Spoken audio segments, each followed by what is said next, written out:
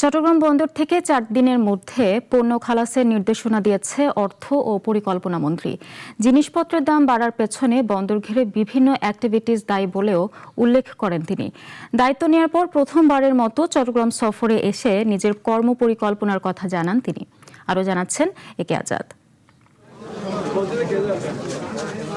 অর্থ ও পরিকল্পনা মন্ত্রী হওয়ার পর শুক্রবার ঢাকা থেকে বিমানে চট্টগ্রামে পৌঁছান আমির খসরু মাহমুদ চৌধুরী। শাহ আমানত আন্তর্জাতিক বিমানবন্দরে অবতরণের পর দলীয় নেতা কর্মী ও সমর্থকরা ফুলেল সংবর্ধনা দেন।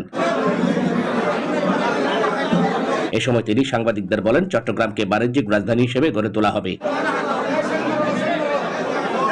পরে কাঠঠুলির নিজ বাড়িতে যান তিনি। এরপর নগরীর মেহেদীবাগের বাসভবনে চট্টগ্রাম বন্দর সংকট সমাধানে বন্দর, কাস্টমস ও বন্দর ব্যবহারকারীদের সঙ্গে বৈঠকে মিলিত হন।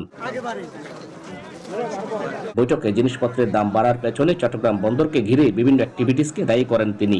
বলেন, সর্বোচ্চ দক্ষতা ও আন্তর্জাতিক মানের পদ্ধতি অনুসরণ করে বন্দর পরিচালনার বিকল্প নেই। সার্বিকভাবে দেশে যে মালামাল আসছে সবকিছুতে এটার প্রতিফলন ঘটছে।